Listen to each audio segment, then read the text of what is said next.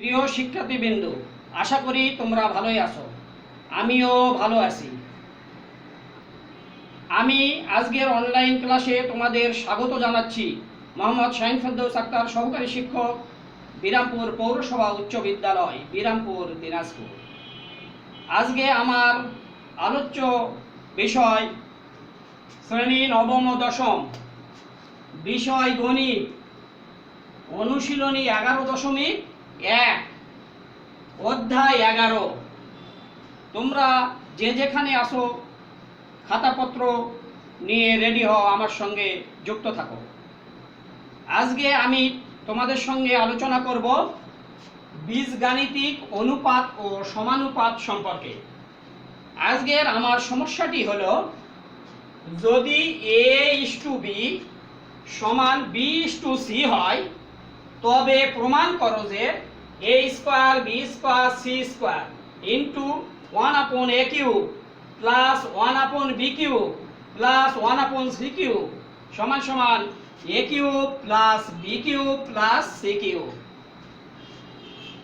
ব্ল্যাকবোর্ডটা পরিষ্কার করি, তোমরা খাতা কলম বের করো। তোমরা তোমাদের পাঠ্য বই পৃষ্ঠা 216, অনুশীলনী 11.1 7-এর খ নম্বর সমস্যাটি লক্ষ্য করো। আমার সমস্যাটি ছিল, যদি a:b সমান b:c হয়, তাহলে আমার এই a:b সমান b:c নিয়ে সর্বপ্রথম আমি কাজ করব। তোমরা নিজ নিজ খাতায় লিখে ফেলো। দেওয়া আছে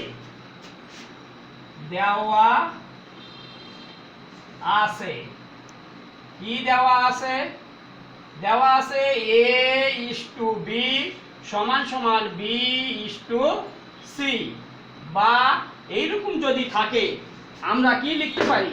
আমরা লিখতে পারি এই অনুপাতের আগের রাশিটিকে বলা হয় পূর্ব রাশি, আর অনুপাতের পরের রাশিটিকে বলা হয় উত্তর রাশি।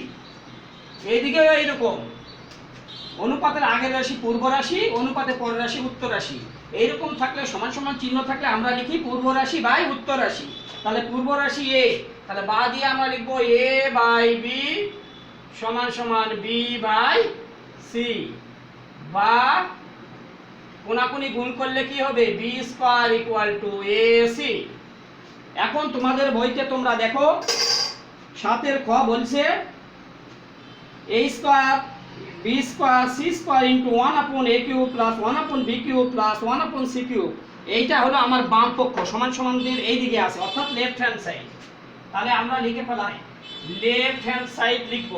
লেখার আগে যেহেতু আমার অঙ্কটা একটু বড়, আমরা বোর্ডটা একটু পরিষ্কার করব। আমরা কি লিখব? Left hand side. তাহলে লেফট হ্যান্ড সাইড কি ছিল? ছিল a² b² c² ইন্টু কি 1/a³ plus 1/b³ plus 1/c³। এইটা আমার লেফট হ্যান্ড সাইড। এইটা সমাধান করার জন্য আমার সর্বপ্রথম কাজ কি? সর্বপ্রথম কাজ আমি এইটাতে গুণ করে দিব। কি করব? গুণ করব। তাহলে গুণ করলে দেখো, এইটাতে গুণ করলে 1 এর জায়গায় এটা বসে যাবে। তাহলে হবে a² b² c² নিচে হবে a³।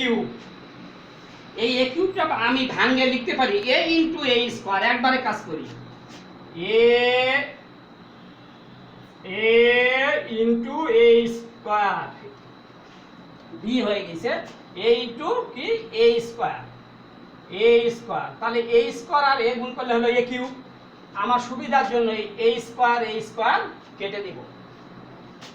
এই প্লাস থাকলো উপরে, ওইটাই আবার থাকলো a² b² c², নিচে থাকলো b × b³ মানে কি b × b²।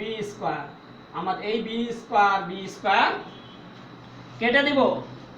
এরপর এই প্লাস এইটা দিয়ে 1 গুণ করলে উপরে আবার থাকে গেল a² b² c², নিচে থাকলো c × সি স্কয়ার কেটে দেব।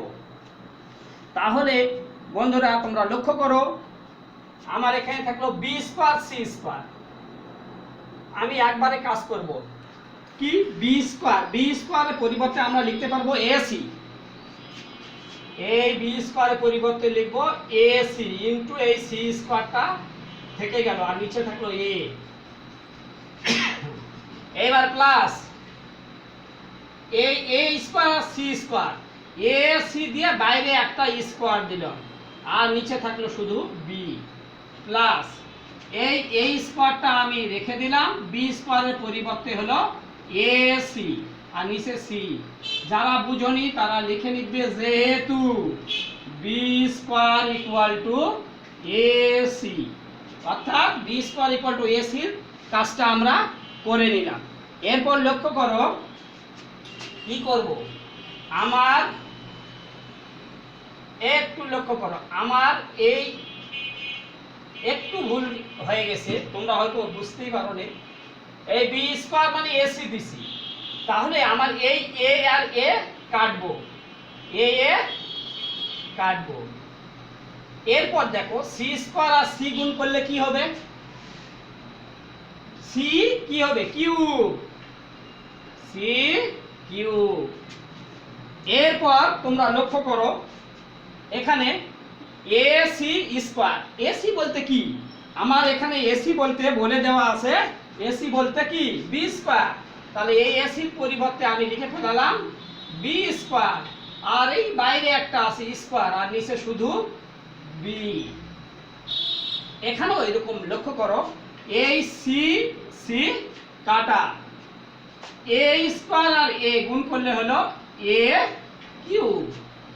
আমি একটু সাজাই লিখি, এই এ কিউবটা আগে লিখি প্লাস এখানে 2 দুগুণে 4, বির উপর হয় বি টু দি পাওয়ার 4, 4 কে ভাঙালে কি হবে বি ইনটু বি কিউব, 3 আর 1 4, আর নিচে থাকলো বি, আর এই সি কিউবটাকে আমি শেষে লিখলাম। এরপর দেখো এই বি কাটা যায়, তাহলে থাকলো কি A cube plus B cube plus C cube. শিক্ষার্থী বন্ধুরা তোমরা বইতে দেখো, আমার বইতে কি ছিল, আমার বইতে আছে কি রাইট হ্যান্ড সাইড আছে A cube plus B cube plus C cube. তাহলে আমার এইটা রাইট হ্যান্ড সাইডে আছে, আমি লিখতে পারি রাইট হ্যান্ড সাইড, অতএব লেফট হ্যান্ড সাইড সমান সমান রাইট হ্যান্ড সাইড। প্রমাণ করো থাকলে প্রুফ, পি আর ও ভি ডি, প্রুফ। শিক্ষার্থী বন্ধুরা তোমরা পুনরায় অঙ্কটি দেখার চেষ্টা করো। আমার অঙ্কটা ছিল যদি এ ইস টু বি সমান বি ইস টু সি হয় তবে প্রমাণ করো যে, তাহলে এ ইস টু বি থাকার কারণে আমি প্রথমে লিখে নিয়েছিলাম দেওয়া আছে এ ইস টু বি সমান বি ইস টু সি, অর্থাৎ B square equal to AC.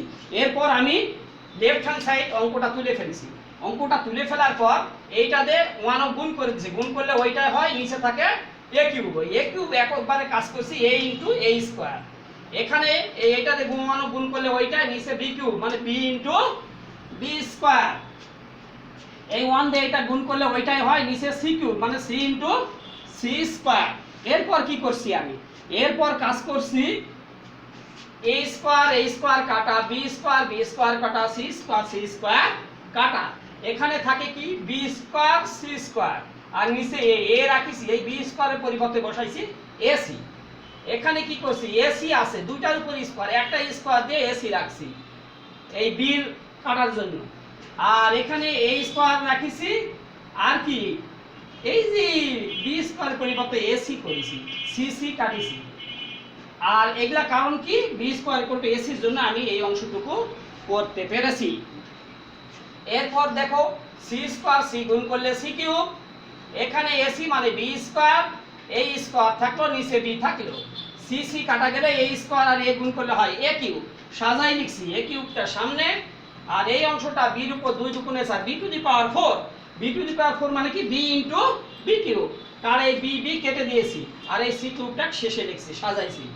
এরপর থাকলো এ কিউব, এখানে থাকলো বি কিউব, এখানে থাকলো সি কিউব, অর্থাৎ A cube plus B cube plus C cube, এইটা হলো আমার রাইট হ্যান্ড সাইড।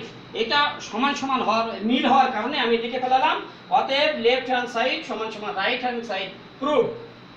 তাহলে আশা করি তোমরা সকলেই বুঝতে পেরেছো। আমার বাড়ির কাজ হিসাবে তোমরা 8 নম্বরের ক খ এবং গ অংশটুকু করার চেষ্টা করবে। আগামী দিন তোমাদের সঙ্গে আবার দেখা হবে। তোমরা ভালো থাকো, সুস্থ থাকো। আল্লাহ হাফেজ।